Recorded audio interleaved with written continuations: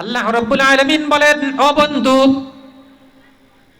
আপনার সাথী যারা হবে তাদের মধ্যে যে সমস্ত গুণগুলি থাকবে তার মধ্যে এক নাম্বার, আপনার সাথীরা সর্বক্ষণিক কাফেরদের ক্ষেত্রে বজ্র কঠোর হবে।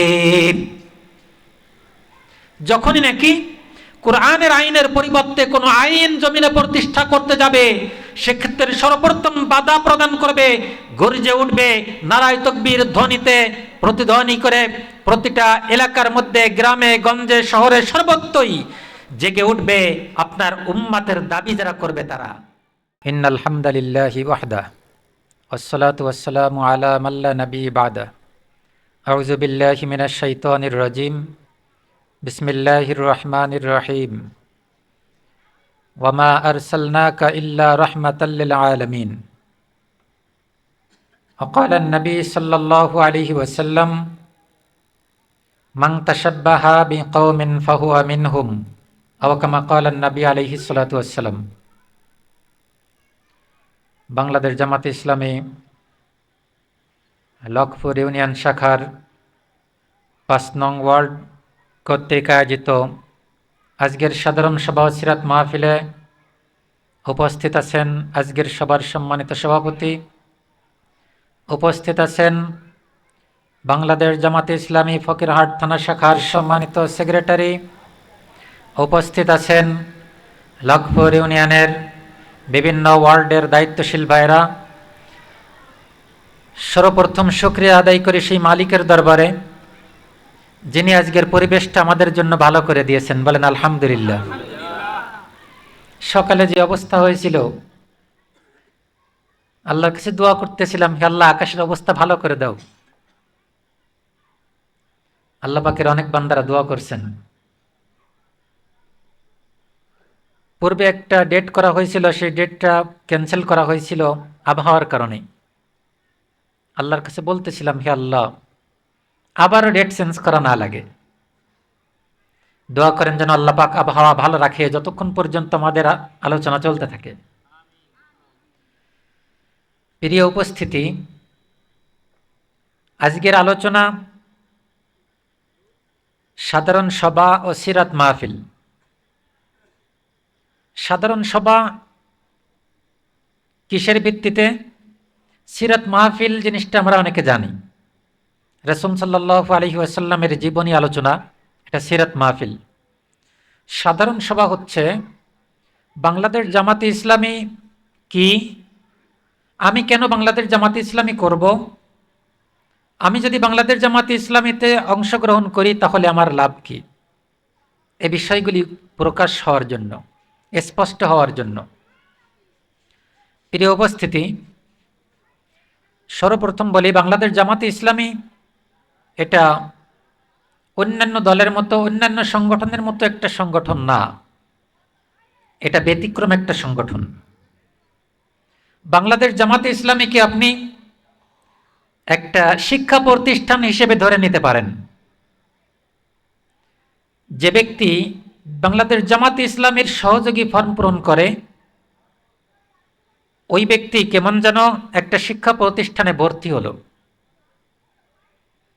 আপনি যখন আপনার একটা সন্তানকে শিক্ষা প্রতিষ্ঠানে ভর্তি করাবেন, তখন আপনার কয়েকটা জিনিস মেনে নিতে হবে। একটা হচ্ছে ওই সন্তানের জন্য বই কিনে দেওয়া লাগবে। দ্বিতীয় হচ্ছে ওই সন্তানের জন্য প্রতি মাসে মাসে ওই শিক্ষা প্রতিষ্ঠানকে বেতন দিতে হবে। তৃতীয়, প্রয়োজনে প্রাইভেট রাখতে হবে।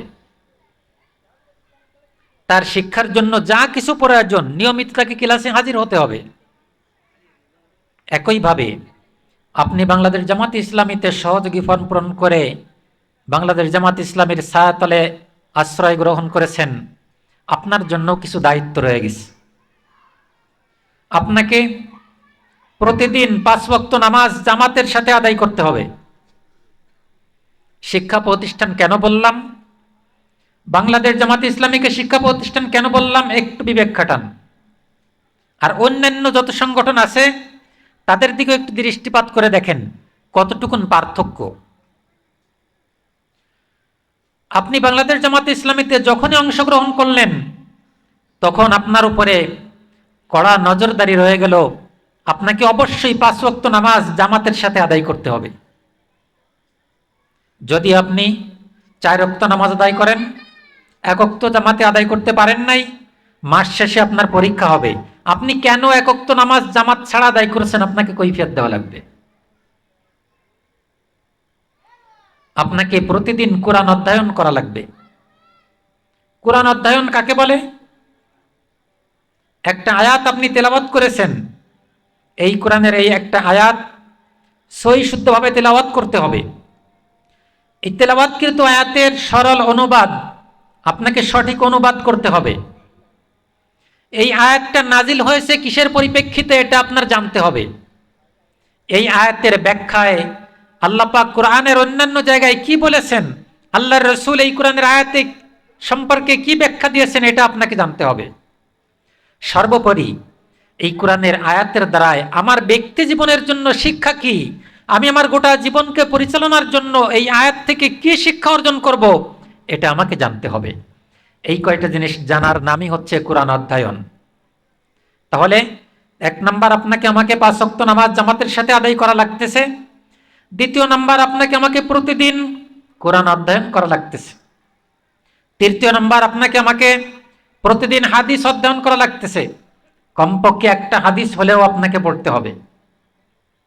তাহলে বাংলাদেশ জামাতে ইসলামী আপনাকে 5 ওয়াক্ত নামাজ জামাতের সাথে পড়াচ্ছে, আপনাকে কোরআন অধ্যয়ন করতে বাধ্য করতেছে, আপনাকে হাদিসের জ্ঞান অর্জন করতে বাধ্য করতেছে, আপনাকে ইসলামী সাহিত্য পড়ার ক্ষেত্রে প্রতিদিন 10 পৃষ্ঠা পড়া বাধ্যতামূলক করে দিয়েছে। যখনই আপনি বাংলাদেশ জামাতে ইসলামীতে অংশগ্রহণ করতেছেন, আপনাকে নির্দেশ দেওয়া হচ্ছে, তাকিদ দেওয়া হচ্ছে, আজকের থেকে তোমার প্রতিদিনের পড়া 10 পৃষ্ঠা। এরপরে আপনি আমি এই যে কাজগুলো করব, 5 ওয়াক্ত নামাজ জামাতের সাথে আদায় করব, প্রতিদিন কোরআন অধ্যয়ন করব, প্রতিদিন হাদিস অধ্যয়ন করব, প্রতিদিন 10 পৃষ্ঠা করে সাহিত্য পড়ব। আপনি আমি এলাকার অসুস্থ মানুষ, দুর্দশাগ্রস্ত মানুষ, বিপদগ্রস্ত মানুষের পাশে আপনাকে আমাকে দাঁড়াতে হচ্ছে। এই কাজগুলি বাংলাদেশ জামাতে ইসলামীতে যারা অংশগ্রহণ করে তাদেরকে এই কাজগুলি করা লাগে। আপনি আমি হয়তোবা জামাত ইসলামী কে করতেছে এটা চিনতে ভুল করতে পারি, কিন্তু এই পর্যন্ত বিশেষ করে 15-16 বছর পর্যন্ত কোনো পুলিশ বাংলাদেশ জামাতে ইসলামী কে করে এটা চিনতে তারা ভুল করে নাই। এক জায়গায় আসছে আসামি ধরার জন্য, বলতেছে স্যার অমুক জায়গায় শিবির পাওয়া গেছে। বুঝতে পারিছেন? কয় অমুক জায়গায় শিবির পাওয়া গেছে, তাড়াতাড়ি আসেন। পুলিশ আসছে ধরে নেওয়ার জন্য, করতে স্যার এটা হচ্ছে শিবির করে। এলাকার লোকজন বলতেছে এই শিবির করে না, সাধারণ একজন ভালো মানুষ। পুলিশ এবার দ্বিধাদ্বন্দ্বের মধ্যে পড়ে গেছে। জনগণ বলে না এ শিবির করে না, ছাত্রলীগ বলতেছে না এরা শিবির করে। এবার পুলিশ চিন্তা করতেছে মনে হয় তাহলে ভুল হবে। পুলিশ বলতেছে না, ভালোভাবে যাচাই বাছাই করতেছে, পা থেকে মাথা পর্যন্ত তাকাচ্ছে। এবার তাকায় দেখতেছে মাথার চুলগুলো ঘোড়া কাটিম দেওয়া নেই। ঘোড়া কাটিম বোঝেন? এই বাল্ডে সাইসে ফেলানোর মতন সাইসে ফেলাইছে, মাঝখান দিয়ে লম্বা রয়েছে। বুঝছে না, পরিধানকৃত প্যান্ট পায়ের তলায় নেই, টাকনুর উপরে প্যান্ট পরিধান করা আছে, চুল সুন্নাত তরিকায় কাটা আছে। এই লোকটাকে 5 ওয়াক্ত নামাজ জামাতে পড়ে? হ্যাঁ 5 ওয়াক্ত নামাজ জামাতে পড়ে, তাহলে শিবির করে, এতে কোনো ভুল নেই। সিনে ফেলাইছে কোন কায়দায় বুঝেছেন? মাথার চুল সুন্নাত তরিকায় আসে, প্যান্ট টাকনুর উপরে আছে, 5 ওয়াক্ত নামাজ জামাতে পড়ে, ও তাহলে শিবির করে, এতে কোনো ভুল নেই। পুলিশ চিনছে, আপনি আমি না চিনলে কি হবে? তবে তাদের চেনাটা সঠিক আছে। তাদের এই সাক্ষী যেন আল্লাহ পাক কিয়ামতের ময়দানে কবুল করে, বলেন আমিন। বাংলাদেশ জামাতে ইসলামীতে আসার পরে একটা মানুষ কখনো সে নিজের চরিত্র হারা হতে পারে না, কারণ প্রতি মাসে তার পরীক্ষা নেওয়া হয়, তার সম্পর্কে যাচাই বাছাই করা হয়, তার চরিত্রের পরীক্ষা নেওয়া হয়। আর এজন্যই বাংলাদেশ জামাতে ইসলামী এই নিয়মগুলো করছেন, যাতে করে একটা মানুষ আদর্শবান হতে পারে, ব্যক্তি আদর্শ হতে পারে। আর এই ব্যক্তি আদর্শ হওয়ার পরে এলাকার লোকজন যেন তার সাথে একমত হয়ে একই পর্যায়ের একটা পরিবেশ গঠন করে সমাজটাকে সুন্দর করতে পারে, রাষ্ট্রটাকে সুন্দর করতে পারে, সে এক চিন্তা চেতনা নিয়ে বাংলাদেশ জামাতে ইসলামী সামনের দিকে অগ্রসর হচ্ছে। আপনারা অবশ্যই অনেকের প্রশ্ন জাগে, জামাতের আমির ডক্টর শফিকুর রহমান উনি সাধারণ ক্ষমা করে দিয়েছেন, সাধারণ ক্ষমা করে দিয়েছেন, এই বিষয়টা আমরা অনেকেই বুঝি না। এত অন্যায় করলো এরপরে সাধারণ ক্ষমা করে দিল। যদি সাধারণ ক্ষমার ঘোষণা না করত, বাংলাদেশ আওয়ামী লীগের সন্ত্রাস বাহিনী যারা এখনো পর্যন্ত ঘরে ঘুমাচ্ছে, যদি সাধারণ ক্ষমা না করত তাহলে ঘরে ঘুমানোর সুযোগ হতো না। সাধারণ ক্ষমা ঘোষণা করেছেন মানে আইনকে নিজের হাতে তুলে নিতে নিষেধ করেছেন। কিন্তু উনি বলে দিয়েছেন, কোন পরিবার যদি, যেই পরিবারের পরে আক্রমণ করা হয়েছে সেই পরিবার যদি কোনো মামলা করে, অবশ্যই তার মামলার সহযোগিতা বাংলাদেশ জামাত ইসলামী গ্রহণ করবে। আপনি চিন্তা করেন না আমি অমুককে মামলায় ঢুকায় দিছি, জেলখানায় ঢুকায় দিছি, আমি নিরাপদ। যদি নাকি ওই পরিবার আপনার বিরুদ্ধে মামলা দেয় তাহলে আপনি নিরাপদ নয়। ওই পরিবার যদি ক্ষমা করে দেয় তাহলে বাংলাদেশ জামাত ইসলামী আমির যেমন ক্ষমা করেছেন ওই রকম আমাদের জন্যও ক্ষমা। সে ক্ষমা, পরিবার ক্ষমা করে নাই, আপনার ক্ষমার কোনো সুযোগ নাই। কিছুদিন আগে শোনা গেল সাবেক প্রধানমন্ত্রী চট করে বাংলাদেশে ঢুকে পড়বে। হ্যাঁ, আমরাও চাচ্ছি আপনি চট করে ঢুকে পড়েন, এরপরে ব্যবস্থা কি হবে এজন্য আমরা তৈরি আছি। আর চট করে ঢুকে যদি পড়েন তাহলে তো আমাদের কষ্ট করে দেশে আনা লাগলো না। আপনাকে অবশ্যই দেশে আনা হবে, যদি আল্লাহ পাক আপনাকে জীবিত রাখে আপনার বিচার হবে। আপনি দেশের মানুষের, জনগণের ন্যায্য অধিকার আদায় করেন নাই। মাত্র কয়েকটা মানুষের সফলতা করে দেওয়ার জন্য গোটা বাংলার জাতিকে আপনি নষ্ট করে ফেলেছেন, চরিত্র হারা করে ফেলেছেন, কলেজ ইউনিভার্সিটির আদর্শের পরিবর্তে দুর্দশাগ্রস্ত করে ফেলছেন। আপনি চট করে ঢুকে পড়তে চাচ্ছেন, আপনি চট করে ঢুকে পড়েন, আমাদের জন্য সুবিধা। আর যারা চিন্তা করতেছেন উনি চট করে ঢুকে পড়বে আর আমরা মাথা উঁচু করে দাঁড়াবো, আপনার মাথা একটা বাড়ি দিয়ে মাটির সাথে মিশিয়ে দেওয়া হবে। আপনি চিন্তা করেন না, মাথা উঁচু করে আগের মতন আবার চলবো। বাংলাদেশ জামাতে ইসলামী সার্বক্ষণিকভাবে আদর্শের সংগঠনে বিশ্বাস করে। তাইতে বিষয়টা এমন না বাংলাদেশ জামাতে ইসলামী আমির ডক্টর শফিকুর রহমান সাধারণ ক্ষমা ঘোষণা করেছেন, এই সাধারণ ক্ষমা ঘোষণা এটা তখন আর থাকবে না যখন আপনি চট করে ঢুকে পড়বেন। আল্লাহ রাব্বুল আলামিন রাসূল করিম সাল্লাল্লাহু আলাইহি ওয়াসাল্লাম সম্পর্কে বলতেছেন, বাংলাদেশ জামাত ইসলামী আপনাকে আমাকে কেমন গড়তে চাচ্ছেন এ বিষয়ে আল্লাহ পাক বলতেছেন, ওয়ামা আরসালনাকা ইল্লা রাহমাতাল লিল আলামিন। আল্লাহ পাক বলতেছেন, আমি আমার বন্ধুকে গোটা জগতের জন্য রহমত স্বরূপ পাঠাইছি। আমার বন্ধু শুধু মুসলমানের নবী নয়, আমার বন্ধু মুসলমানের নবী, হিন্দুদের নবী, খ্রিস্টানদের নবী, বৌদ্ধদের নবী, যত মাখলুক আল্লাহ পাক দুনিয়াতে সৃষ্টি করেছেন সমস্ত মাখলুকের নবী। আল্লাহর রাসূল ফেরেশতাদেরও নবী। রাসূল সাল্লাল্লাহু আলাইহি ওয়াসাল্লাম সম্পর্কে আল্লাহ পাক বলতেছেন, যদি নাকি কোনো মানুষ তার ব্যক্তি জীবনটা কেমন ভাবে সাজাবে এটা যদি যাচাই বাছাই করতে চায়, মাপকাঠি হিসেবে ধরে রাখতে চায়, সেজন্য আমার বন্ধুর দিকে তাকায়। আমার বন্ধুর জন্য উত্তম আদর্শ রয়ে গেছে প্রতিটা ব্যক্তির জন্য। এ বিষয়ে আল্লাহ তাআলা বলতেছেন, মুহাম্মাদুর রাসূলুল্লাহ والذين معه أشداء على الكفار رحماء بينهم تراهم ركعا سجدا يبتغون فضلا من الله ورضوانا سيماهم في وجوههم من أثر السجود ذلك مثلهم في التوراة ومثلهم في الإنجيل।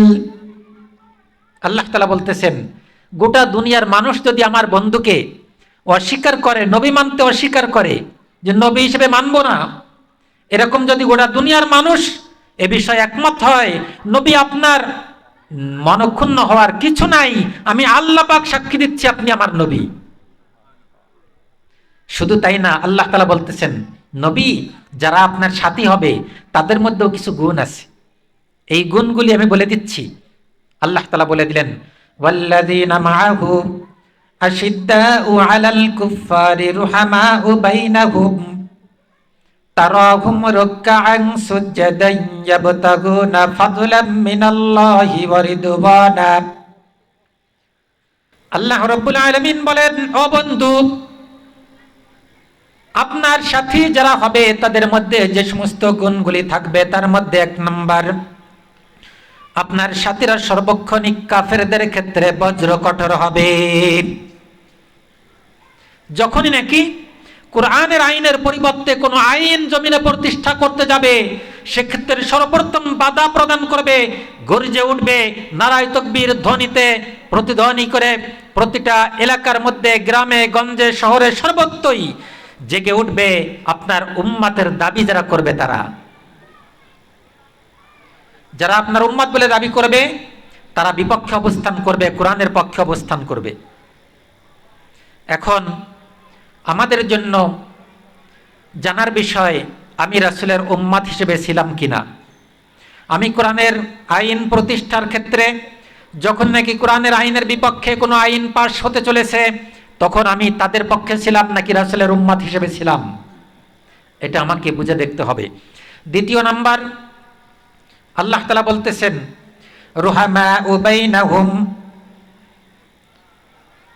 একজন মুমিন আর একজন মুমিন, আল্লাহ রাসূলের এক উম্মত আর এক উম্মত, দুইজন একসাথে আসতেছে বা দুইজন মুখোমুখি দেখা হলো, তৃতীয় আরেক ব্যক্তি দেখে মনে করবে এরা দুইজন মনে হয় একই মায়ের সন্তান। পরস্পরের মধ্যে এমন একটা মিল মহব্বত থাকবে, ভ্রাতৃত্ববোধ পরস্পরের মধ্যে এরকম মজবুত থাকবে। তৃতীয় পর্যায়ে যেটা, পরস্পরের মধ্যে ঈমানী চেতনা বেশি হওয়ার কারণে 5 ওয়াক্ত নামাজ জামাতের সাথে আদায় করবে। তাহলে আমি যদি রাসূলের উম্মত বলে দাবি করি, আমাকে 5 ওয়াক্ত নামাজ জামাতের সাথে আদায় করতে হবে। প্রশ্ন হতে পারে আমি জামাতে নামাজ আদায় করব, কিন্তু আমাকে প্রতিদিন লিখে রাখতে হবে কেন, আমাকে রিপোর্ট রাখতে হবে কেন? আপনাকে রিপোর্ট রাখতে হবে এজন্য আল্লাহর রাসূল বলেছেন হাসিবু ক্বাবলা আন তুহাসিব। কিয়ামতের ময়দানে যখন তোমার কাছে হিসাব চাওয়া হবে তো সেই হিসাবের প্রস্তুতির জন্য তুমি নিজের হিসাব নিজে করা শুরু করো। বাংলাদেশ জামাতে ইসলামী চাচ্ছে আপনাকে সেভাবে গড়তে, যেভাবে আপনার জীবন গঠন করলে আপনি কিয়ামতের ময়দানে আপনার আমলনামাটা ভালোভাবে উঠবে, আপনি আমলনামা দেখে খুশি হতে পারেন, কিয়ামতের ময়দানে আপনার আমলনামা ডান হাতে আসতে পারে। এজন্য এখন থেকে আপনাকে আমাকে প্রস্তুত করতেছে, প্রতি মাসে মাসে তোমাকে রিপোর্ট দেখাতে হবে, তোমার আমলনামা দেখাতে হবে। প্রিয় উপস্থিতি, সময় সংক্ষেপ, তো আপনাদের প্রতি উদাত্ত আহ্বান রাখবো, বাংলাদেশ জামাতে ইসলামের ছায়াতলে আশ্রয় গ্রহণ করুন। আপনার সন্তানদেরকে বাংলাদেশ ইসলামী ছাত্র শিবিরের ছায়াতলে আশ্রয় গ্রহণ করান। আপনার সন্তান আদর্শ সন্তান হবে, আপনি আদর্শ হবেন। আর যখন আমি আদর্শবান হব, আপনার সন্তান আদর্শবান হবে, এলাকা আদর্শবান হবে, সমাজ আদর্শবান হবে, রাষ্ট্র আদর্শবান হবে, আল্লাহ পাকের রহমতে ভরপুর থাকবে। আল্লাহ পাক আমাদের সকলকে তৌফিক দান করুক। ওয়া আখিরু দাওয়ানা আনিল হামদুলিল্লাহি রাব্বিল আলামিন। আসসালামু আলাইকুম ওয়া রাহমাতুল্লাহি ওয়া বারাকাতুহু।